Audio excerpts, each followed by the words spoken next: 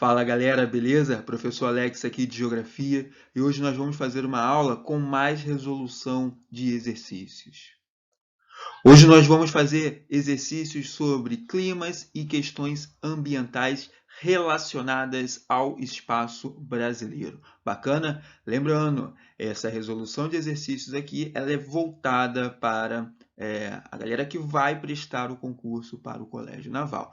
Mas nada impede, se você vai prestar algum concurso militar, você aproveite, até porque são questões excelentes. Bacana, galera? Vamos junto? Bom, questão número 1. As chamadas chuvas ácidas, tão comuns nas proximidades de Cubatão, são um dos exemplos como as sociedades humanas podem interferir na natureza, modificando-as. Do ponto de vista de ação antrópica, essas chuvas são causadas por... Bom, galera, e aí presta atenção numa coisa. Você precisa saber o que são chuvas ácidas, né? Então vamos lá. Primeiro de tudo, chuvas ácidas é um termo que não é tão difícil de você imaginar assim, né? Chuva, todo mundo logicamente sabe o que é aquilo que cai do céu em forma de água líquida, certo? Mas lembrando, nós não temos chuvas só no estado líquido, né? Nós também temos precipitações em neves, então nós temos diferentes formas de precipitação, legal? Nesse caso aqui, nós estamos nos referindo às precipitações em água, em líquido, ok? Então vamos lá, chuvas ácidas, ou seja, essa chuva ela acaba tendo um teor de acidez muito mais elevado do que ela já tem. Então, certamente é um tipo de chuva que você não pode de nenhuma forma estar consumindo ou usando para abastecer sua casa, utilizando aí em produções e tudo mais, tá bom? Bom, agora, já vimos que existe uma relação, né, do homem com esse processo de formação das chuvas ácidas. E o homem ele interfere diretamente nesse processo. Então vamos lá. Do ponto de vista da ação antrópica, ou seja, das atividades humanas, essas chuvas são causadas por, letra A, encontro de massas de ar continentais e equatoriais úmidas. Não, galera. Quando eu tenho encontro de massas, a gente chama isso de chuvas frontais, tá? Que é um tipo de chuva. Letra B, frente tropical, que provoca a formação dos ventos alísios. Não, galera. Não tem nada a ver com acidez, né?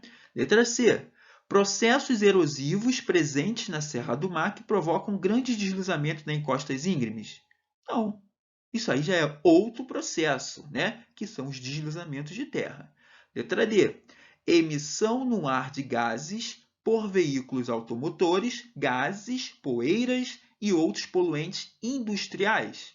Perfeito, tá aí a nossa resposta, né? As chuvas ácidas, ela é uma consequência das emissões de gases poluentes, que a gente vai chamar de GEE, gases de efeito estufa, monóxido, dióxido, né? Que vão ser emitidos pelas atividades humanas. E aí pode ser pelo seu veículo, pode ser por inúmeros gases, né? Das indústrias, enfim. Né? O fato é que esse gás de efeito estufa, esses poluentes, eles vão para a atmosfera, vão entrar numa reação química com a molécula da água que está passando por um processo de formação de nuvens. E aí, consequentemente, o que a gente vai ter?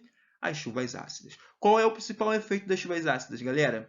Por ela ser muito ácida, né, ela pode corroer diversos objetos que estão ao longo da superfície terrestre. Além disso, ela pode destruir plantações, ela pode tornar aquele solo muito mais seco, né, consequentemente tornar ele infértil. Legal? Então, são diversas as consequências que a gente tem. E que tudo isso é propiciado pelo próprio homem. Né? Esse tanto de emissões que ele lança para a atmosfera. Bacana? Então, nosso gabarito está aqui, letra D.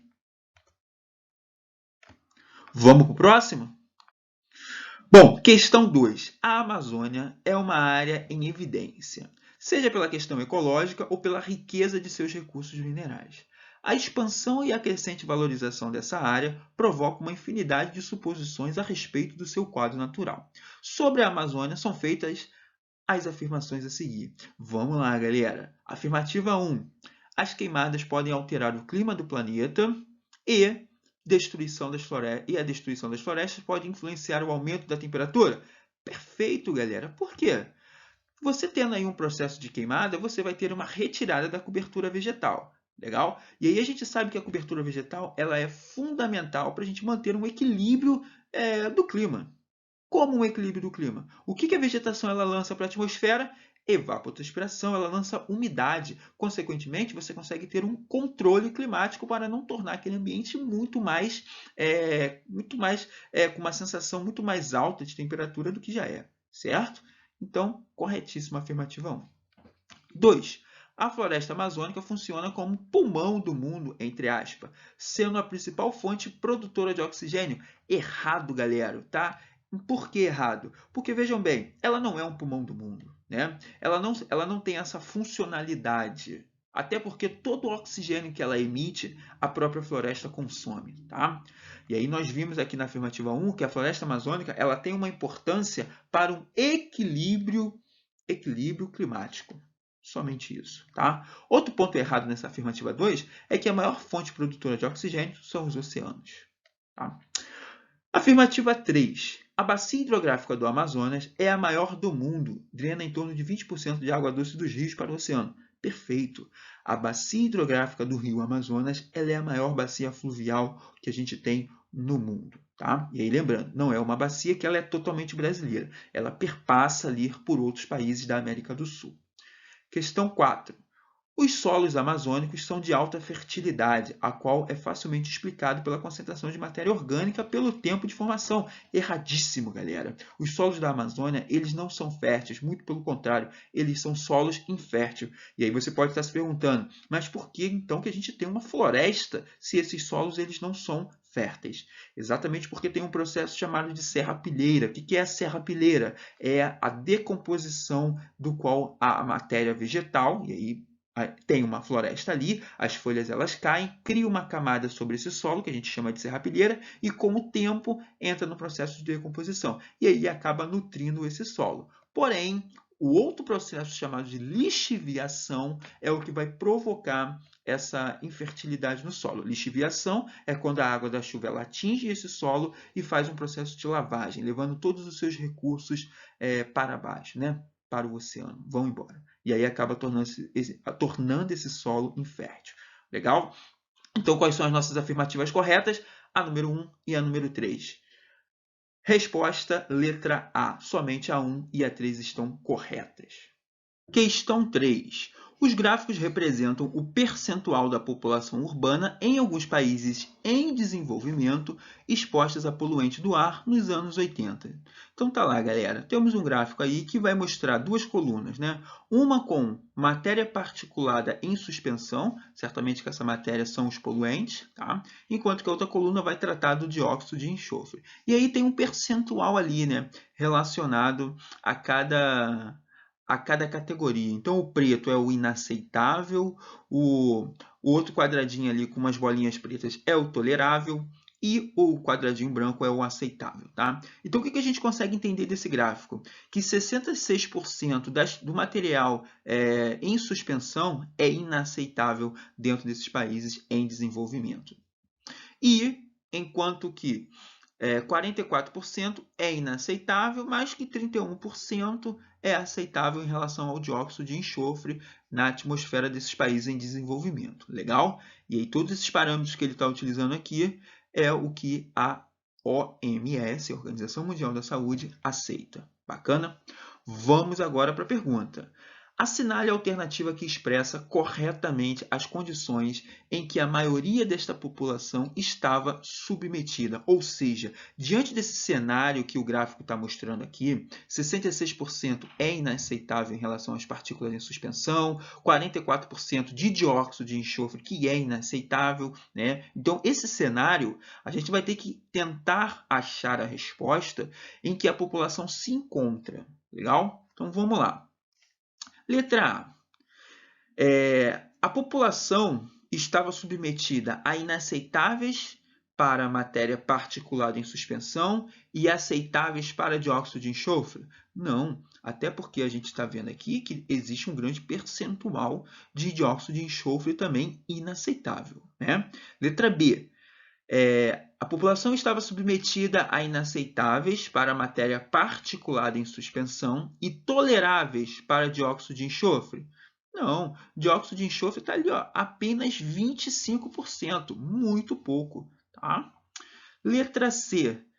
A população estava submetida a inaceitáveis para matéria particulada em suspensão e inaceitáveis para dióxido de enxofre?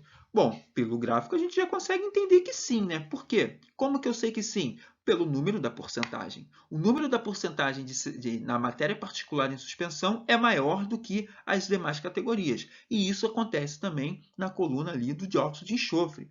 O número inaceitável para o dióxido de enxofre, que é 44%, ele é maior do que as outras categorias. Então, sim, né, a gente tem uma população submetida a inaceitáveis para matéria particular em suspensão e inaceitáveis para dióxido de enxofre. Acabou. Matamos nossa questão aí. Beleza?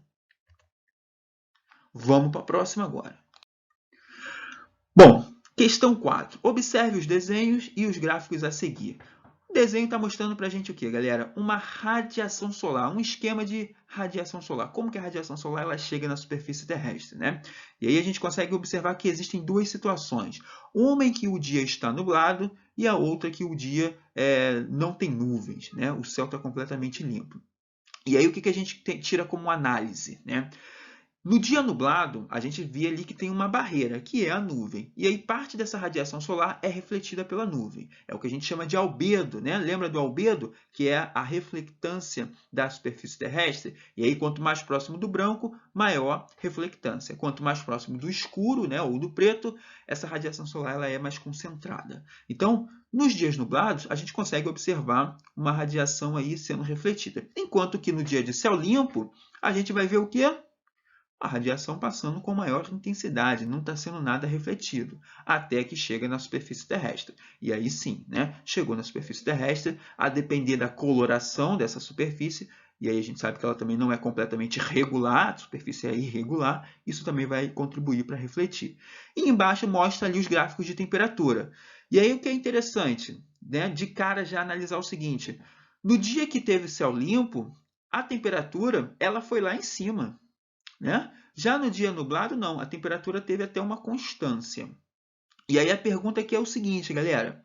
Todas as alternativas apresentam fatos que podem ser comprovados a partir da análise dos desenhos e gráficos, exceto... Então, vamos lá. Temos que achar aqui a alternativa errada. Beleza? Então, vamos lá. Letra A. A amplitude térmica diária é condicionada pela nubulosidade ou índice de cobertura do céu? Perfeito, galera. Amplitude térmica, diferença entre a mínima e a máxima. E aí nós já vimos aqui, né? Na verdade, vimos em algum outro momento aí, que quando a gente tem uma certa oscilação de temperatura, isso vai se dar devido às próprias características ao longo do dia. Por isso que a gente chama de amplitude térmica diária. Durante o dia você vai ter aí uma alta temperatura e durante a noite você vai ter uma baixa temperatura. Tá? Letra B. A perda de radiação terrestre é menor nos dias sem nuvens. Tá certo isso, galera? A perda de radiação terrestre é menor nos dias sem nuvens? Óbvio que não, galera. Observem o gráfico, né? Olha lá como durante o dia de céu limpo, o que a gente vai ter? Não é uma menor perda, muito pelo contrário, é uma maior perda, até porque a superfície ela vai ser a única que vai ter uma radiação solar aí sendo refletida, né? Não tem nenhum tipo de barreira. Então, tá aí a nossa resposta, né? Resposta correta, letra B. Todas as demais respostas, a C e a D e a E, estão completamente corretas, ok? Somente a B que está errada, que é o que a questão pede. Legal? Então vamos lá. Questão 5. Analise os textos sobre a capital paulista. Então, a gente tem 3 afirmativas para analisar e marcar a alternativa correta. Né? Vamos ver. Afirmativa 1. Em 1920, a temperatura média em São Paulo era de 17,7 graus. Hoje está em torno de 19 graus. Afirmativa 2. Na cidade de São Paulo, o número de pontos críticos de inundações passou de 125 em 1979 para 420 em 1991. Ou seja, durante basicamente aí, 12 anos, a gente vai ter um grande avanço, de volume de chuva que, consequentemente, vai causar as inundações. Em agosto, afirmativa 3, em agosto de 1996, um decreto estadual estabeleceu um rodízio de automóveis em alguns municípios da área metropolitana, visando a controlar a emissão de poluentes. Para 1997, um outro decreto aumentará o período de rodízio para 3 meses, de junho a agosto. A ideia de fazer esses rodízios é você diminuir a emissão de gases poluentes, Um dos pontos é esse. Outro ponto é no sentido de não provocar congestionamentos. Legal? Então vamos lá. As 3 situações apresentadas demonstram que, letra A, as grandes metrópoles situadas em médias latitudes, como São Paulo, caracteriza-se pelo contraste muito acentuado entre o verão e o inverno, advindo daí sérios desequilíbrios climáticos. Não, galera, os desequilíbrios climáticos eles estão relacionados à interferência nessa dinâmica climática do qual o homem é o principal responsável, e não a natureza. Tá? Letra B. Os avanços e recuos das frentes que resultam da alternância entre as massas de ar tropicais e polares criam condições favoráveis à estabilidade atmosférica de São Paulo? Não, não. Muito pelo contrário, Na verdade, durante o encontro de massas, a gente vai ter uma certa alternância, mas que não vai provocar exatamente essas condições extremas, nessa relação. Tá? Letra C. As recentes propostas de intervenção conjunta do Estado e das prefeituras têm reduzido os efeitos desastrosos do clima urbano da metrópole paulista. A gente sabe que não. A gente sabe que São Paulo é uma região completamente urbanizada. A gente sabe que São Paulo é uma região em que concentra cada vez mais pessoas, população e indústrias. E isso favorece para a criação de um fenômeno que concentra a radiação, logicamente aumenta a temperatura ali dentro. Tá? Letra D. A localização de São Paulo em área de Planalto é a grande responsável pelo elevado grau de umidade e pela sensação de desconforto térmico sentido pela população local. Muito pelo contrário, se eu tenho um elevado grau de umidade, eu teria que ter um certo conforto térmico, Porque isso significaria dizer que eu tenho uma sensação de temperatura a menos. Desconforto térmico seria se estivesse muito quente, tá? E a letra E. Fenômenos como ilhas de calor, enchentes e inversão térmicas são frequentes em áreas urbanas tropicais sujeitas à penetração de massas polares.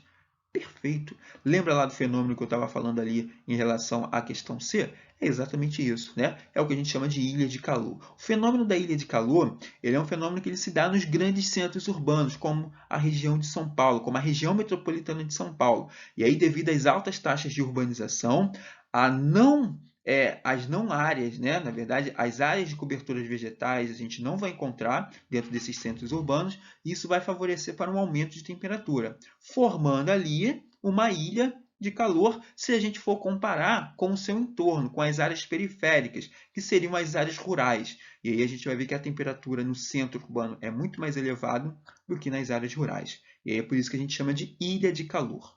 Legal? Então tá aí o nosso gabarito, letra D. Bom, questão número 6. Observe a fotografia apresentada a seguir. Bom, o que a gente consegue observar nessa imagem? É uma inundação. É uma inundação. A gente consegue até ver o teto de um carro ali. Então vamos lá. Águas encobre portas de imóveis e veículos na rua Frederico Stendel, no bairro de Santa Cecília, centro de São Paulo. Viu? Comprovou que era uma inundação. E aí vamos lá. De observação da fotografia, pode-se afirmar que, então, a partir desse processo de inundação, o que a gente consegue afirmar? Vamos lá. Alternativa A. As fortes chuvas e suas consequências, tais como enchentes, engarrafamentos de trânsito e deslizamentos de terra, afetam a população como um todo, constituindo problema exclusivo para a classe mais pobre. E aí, galera, o que vocês acham? As fortes chuvas e as suas consequências, enchente, engarrafamento de trânsito, deslizamento de terra, afetam a população como um todo, constituindo um problema exclusivo das classes mais pobres? Não, galera, tá? Não. Por que não? Porque vejam bem, galera, Tanto a questão de engarrafamento de trânsito como os deslizamentos, eles são também, eles podem, na verdade, né, estar relacionados a uma população de uma classe econômica mais alta, tá? Isso é muito comum, sobretudo em regiões em que você tem aí uma cidade, né, ou um bairro dentro de regiões com maiores altitudes. Tá? E aí, quando tem o deslizamento não sabe se essa pessoa ela é de uma classe mais pobre ou se ela é de uma classe mais rica, ok? Então, ele não é tão segregador assim. Tá? A letra B. Os problemas provocados por chuvas torrenciais, ou seja, são aquelas chuvas que são direto, né? Elas não param, em geral, associada à penetração de frentes frias, são comuns nas cidades do Sudeste, mas inexistem em outras regiões brasileiras. Muito pelo contrário, galera, existe em todas as regiões do Brasil, né? Sobretudo ali quando a gente tem talvez o encontro de duas massas de ar, ou até mesmo quando a gente tem a entrada da massa polar atlântica. E aí a gente sabe que ela avança por todas as regiões do Brasil, leva uma friagem lá para o norte, leva um frio para o sudeste, né? Enfim, então essa questão está errada. Letra C.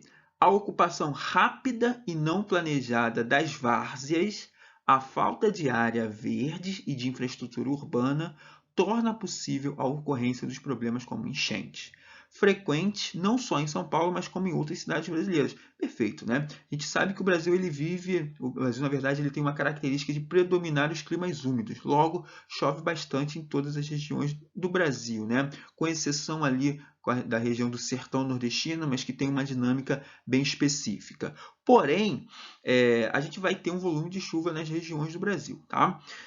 E outro ponto importante, né? Exatamente isso. A ocupação rápida e não planejada das várzeas. O que seriam várzeas, né? As várzeas seriam aquelas regiões, aquelas áreas onde a água ela pode chegar caso o rio ou qualquer recurso hídrico ela encha. Então, encheu aquele recurso hídrico, o que vai acontecer? Ela vai extravasar para essas áreas de várzea.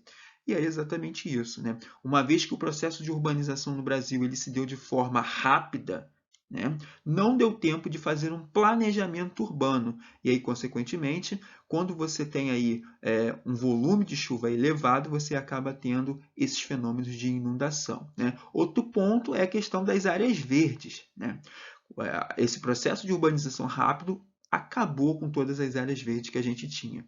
Então, isso também é um outro ponto a ser considerado para o processo de inundação. Legal? Então tá aí. A afirmativa é letra B, letra C, a correta. Questão 7. Considere os textos e os mapas apresentados a seguir. A partir da década de 1950, o Brasil passou por um grande crescimento, por um grande desenvolvimento econômico, o que acelerou e aprofundou a apropriação, utilização e desperdício dos recursos naturais. O modelo econômico adotado, e que modelo foi esse? Né? Foi aquele desenvolvimentista durante o governo de Juscelino Kubitschek, né? Plano de metas, Constituição de Brasília, né? Você vai ter um desmatamento do centro-oeste na região ali do Cerrado. O modelo econômico adotado desconsiderou a dimensão ecológica e, atualmente, pode-se delimitar áreas com graves problemas ambientais. Então, vamos lá. Analisando aqui os três mapas, né? Mapa 1, o que a gente consegue ver aí, né? Essas porções escuras, elas vão dizer para a gente o quê? Uma vegetação que está cada vez mais escassa no nosso território, que é a Mata Atlântica. Tá? Que é uma vegetação nativa do território brasileiro, mas que devido ao processo de colonização, o pau-brasil era uma árvore da Mata Atlântica, né? Consequentemente, aí, o processo de ocupação do território brasileiro, o processo de desenvolvimento econômico, né, foi contribuindo para a extinção dessa mata. Ok? No mapa 2, a gente consegue observar o quê? Uma regiãozinha específica lá do Nordeste brasileiro, que a gente vai chamar de sertão nordestino, galera. E aí é o quê? Exatamente, é aquela região seca, né? É uma região em que tem uma grande probabilidade de gerar um deserto, tá? Mas por que um deserto? Devido a uma dinâmica específica que acontece ali, que é o Planalto da Borborema, né? O Planalto da Borborema é responsável por barrar as massas de ar úmidas que vêm do oceano. Consequentemente, do outro lado do planalto da Borborema se localiza o sertão nordestino, do qual possui esse risco de desertificação. E aí, galera, é uma dinâmica totalmente natural, tá? E o mapa 3. O mapa 3 eu consigo identificar manchas, né, ao longo de todo o litoral e uma porçãozinha lá no norte, lá no meio da Amazônia, né? E aí, olha que coisa interessante. Essas manchas ao longo do litoral é o que a gente vai ter aí de urbanização do Brasil, né? É a grande concentração de metrópoles, é a grande concentração de pessoas que a gente vai ter ao longo do litoral. Ué, mas por que ao longo do litoral? Exatamente porque durante o processo de colonização do Brasil, né, a gente foi criando cidades e essas cidades elas foram crescendo ao longo do litoral. Ué, mas e aquela manchinha lá no meio da Amazônia? Aquela região é que a gente chama de Zona Franca de Manaus. É uma zona industrial que a gente tem aí exatamente em Manaus, ok? Bom, galera, então tá aí. São os três mapas com as suas 3 características, né? Então vamos lá. Os mapas apresentam áreas com problemas ambientais, já falamos aqui, provocado por atividades humanas, né? Assinale a alternativa que apresenta a correta associação entre os impactos ambiental e a sua localização. Muito simples, galera. É só eu procurar, né, a Mata Atlântica sendo extinta, o processo de desertificação e o processo ali de grande concentração urbana, né? Que é exatamente a letra E, galera. Vegetação nativa extinta, risco de desertificação e poluição hídrica e atmosférica. Ué, professor, mas você não falou urbanização? Exatamente. A urbanização, ela provoca o quê? A poluição dos recursos hídricos e a poluição da atmosfera, a emissão de gases poluentes quando você tem aí uma acelerada urbanização. Legal? Então, a alternativa correta, letra E. Tá lá. Bom, questão 8. Considere a figura apresentada a seguir. Então, a gente tem uma figura ali que está mostrando, né, um monte de prédio, e é interessante que algumas pessoas gostam de associar essa imagem ou os grandes centros urbanos como selva de pedra, né, porque é exatamente essa imagem que a gente está vendo aqui. Só prédio, prédio, prédio. Isso demonstra o quê? Não quer dizer que eu tenha um planejamento urbano, não, tá? Quer dizer que eu tenho uma urbanização acelerada, grande, mas que não necessariamente pode ser planejado, ok? Então tá lá, ó. Dentre os impactos ambientais associados a esse grau de concentração urbana, pode-se destacar a... Bom, então a gente já viu aqui que está relacionado com o processo de impacto ambiental. E de certa forma é isso. Você tira a cobertura vegetal, você tira a floresta e coloca prédios. Por isso que eu falei de selva de pedra, tá? Bom, questão A. Erosão dos solos como resultado da impermeabilização da superfície pelas construções e pela pavimentação das ruas e avenidas? Não, né? A erosão do solo não vai se dar como resultado do processo de impermeabilização do solo. Muito pelo contrário. Até para ter uma erosão do solo, eu preciso não ter essa impermeabilização desse solo. O que é uma impermeabilização do solo, galera? É quando eu tenho asfalto, ok?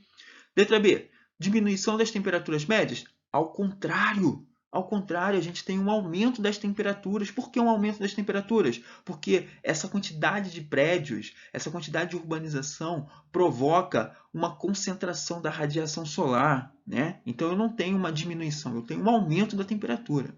E aí a gente não tem a vegetação para ter um equilíbrio climático, né, dentro desses grandes centros urbanos. Letra C. Destruição da camada de ozônio sobre a cidade, como resultado da alta emissão de poluentes dos automóveis. Galera, olha só, os gases poluentes, eles contribuem sim, né, para essa diminuição da camada de ozônio, mas não necessariamente em cima dessa cidade. Tá? A camada de ozônio ela é uma camada no planeta todo, então vai afetar o planeta todo e não especificamente em cima dessa cidade. Esse que é o erro dessa afirmativa aí. Letra D. Formação de ilhas de calor devido à interferência na circulação dos ventos, à elevada absorção de calor e à poluição atmosférica. Perfeito, perfeito, corretíssimo. Tá aí, a gente já falou disso aqui, né? Formação de ilha de calor. Por que ilha de calor? Porque essa região ela vai concentrar, né, uma temperatura mais elevada do que o seu entorno. Por que do que o seu entorno? Porque as áreas rurais terão vegetação para ter um equilíbrio térmico, enquanto que esses centros urbanos eu não vejo árvore. Você vê alguma árvore? Exatamente, né? Então não vai promover esse equilíbrio, ok? E, bom, então já achamos o nosso gabarito. Mas só para a gente finalizar, A letra E, formação de um microclima mais úmido. Bom, a gente tem sim a formação de um microclima, que é um clima específico dessa cidade, porém ele não é úmido, né? Muito pelo contrário, ele é seco, falta vegetação para lançar umidade para a atmosfera, então, consequentemente, ele vai se tornar bem mais seco e não úmido. Está aí o erro dessa alternativa. Então, gabarito, letra D. Questão 9. A paisagem artificial é a paisagem transformada pelo homem. Exatamente isso, né? Ou seja, o homem que criou. Logo, ela é artificial. Ela não é a paisagem natural. Natural é aquela que a própria natureza cria. Artificial ou cultural é aquela que o homem interferiu de alguma forma, tá? Então vamos lá. Se no passado havia paisagem natural, hoje essa modalidade de paisagem praticamente não existe mais. Quanto mais complexa for a vida social, tanto mais nos afastarmos de um mundo natural e nos endereçamos a um mundo artificial. Este parece ser o caminho da evolução. Então, galera, presta atenção. O texto ele vai exatamente dizer o seguinte: o homem evolui, o homem avança, e essa evolução, né, acaba destruindo as áreas naturais, né, que seriam até então aquelas áreas intocáveis pelo homem, e mais do que isso, ele vai promovendo uma transformação, né, dessa paisagem natural e paisagem artificial, ok? Então vamos lá. Considere as afirmativas abaixo, relativa às consequências dessa transformações sob o enfoque ambiental. Então, olha aqui, já te deu um comando aqui, enfoque ambiental. Legal? Então, afirmativa 1. O fenômeno das ilhas de calor tem como causa a alta capacidade de absorção de calor de muitas superfícies urbanas, como paredes de cimento e ruas asfaltadas. Perfeito, né? Nós já vimos isso aqui, então a afirmativa está correta. 2. Os resíduos sólidos do lixo urbano encaminhados para lixões ou aterros se reincorporam rapidamente à terra, porque são biodegradáveis. Erradíssimo, galera. Erradíssimo, tá? Primeiro que lixão não é regulamentado. O certo é aterro sanitário. E você não tem um processo de reincorporação rápida à terra. Existe um processo que é muito lento e ele é reincorporado gradualmente, tá? E aí, outro ponto, esses resíduos sólidos e lixo urbanos nem sempre são biodegradáveis, tá? Nem sempre são biodegradáveis, muito pelo contrário. Você tem também lixo não degradáveis ali. Então, errada. 3. A impermeabilização do solo aumenta o volume e a velocidade do escoamento das águas superficiais, ocasionando maior caudal dos rios por ocasião das precipitações, podendo causar inundações. Afirmativa perfeita, certíssima. Por quê? A gente já viu que quando esse solo ele é asfaltado, o que a gente vai interferir aí numa dinâmica da água? Essa água ela não vai mais interferir, ela não vai mais infiltrar no solo. E aí, se ela não infiltra, o que vai acontecer? Ela vai escoar superficialmente, ou seja, vai escoar acima do solo, logo acima desse asfalto, tá? Então, sim, a impermeabilização do solo aumenta o volume e a velocidade do escoamento das águas superficiais. Legal? Ocasionando maior caudal dos rios pela ocasião das precipitações, podendo causar inundações. O que eu quero dizer com isso? Né? O que é o caudal dos rios? É basicamente o volume desse rio. O volume de água desse rio ele aumenta consideravelmente, tanto aí devido às fortes precipitações, como o próprio processo de escoamento superficial. O escoamento superficial ele corre para o rio, e aí associando ao volume de chuva, ele vai aumentar o seu caudal, ou seja, vai aumentar o seu volume de água, e sim, pode provocar as inundações, se transbordar as margens desse rio. Então, correta 3. 4. Nos ambientes urbanos, a inversão térmica, que ocorre geralmente no verão, ocasiona retenção de poluentes nas camadas mais altas da atmosfera. Dois erros aqui, galera. Primeiro, a inversão térmica ela é predominante no inverno, quando a temperatura está mais baixa. E outro ponto, a retenção de poluentes não está nas partes mais altas da atmosfera. Muito pelo contrário, está nas partes mais baixas da atmosfera, que é a qual o homem se relaciona, tá? Então, esses são os erros. E a 5, os lixões causam problemas de contaminação das águas subterrâneas, pois liberam substâncias poluentes geradas pela decomposição do lixo. perfeito também. Lembra que eu disse que os lixões eles não são regulamentados? Exatamente por isso, né? Você não tem um processo ali de tratamento desse lixo. E aí, uma vez que você não tem um processo, você faz ali, você joga, vamos dizer assim, esse lixo de qualquer forma. E aí, o líquido do lixo, que a gente chama de chorume, ele vai infiltrando no solo, o que vai tornando esse solo infértil e pode atingir os lençóis freáticos, né? Que seriam as águas subterrâneas. E isso ser completamente poluidor para aquela região, tá? Então está correta. Então as afirmativas aqui corretas são a afirmativa 1, 3 e 5, né? Letra E de escola. Show? Questão 10. Considere a tabela para responder a questão. Existência de problemas ambientais. Então, a gente tem aqui, né, uma coluna com vários problemas ambientais e temos aqui outras colunas relacionadas à região central, intermediária e periférica. E embaixo, a gente tem um percentual de domicílios, né? Ou seja, as casas em que são afetadas por esses problemas em cada zona, né? A zona central, zona intermediária e periférica. E aí está lá. A análise da tabela permite afirmar que na capital do estado de São Paulo. Bom, galera, presta atenção numa coisa, né? A gente sabe que São Paulo é uma cidade completamente urbanizada, é uma metrópole, né? Com uma grande concentração populacional. Na verdade, mais que uma metrópole, né? Quase é uma cidade global, tem uma influência tanto nacionalmente quanto mundialmente, ok? E isso vai favorecer que a urbanização ela não seja igual para todas as regiões da cidade, tá? Então, se vocês observarem, cada região ela tem uma certa especificidade, né? Tem algo que é característico de cada região, sobretudo os problemas ambientais do qual a gente está se relacionando aqui. E olha que coisa interessante, analisando a tabela, eu consigo identificar que na zona periférica, eu vou encontrar os maiores problemas, né? Os maiores problemas ambientais estão concentrados nessa zona periférica. E o que é uma zona periférica? É aquilo que está distante do centro. Então, isso já é algo muito presente dentro da própria urbanização do Brasil, né? Essas zonas periféricas, elas não são dotadas, né? Os governantes e tudo mais não prestam muita atenção nessas regiões. Então, eles não promovem obras de infraestrutura. E isso pode gerar e pode acabar potencializando os problemas ambientais. Mas olha que legal ainda. Olha aí a poluição do ar, né? Olha aí o item aí de poluição do ar. E observa que, enquanto mais distante, né, ou seja, central, intermediária e periférica, eu tenho uma diminuição da poluição do ar. Por que isso?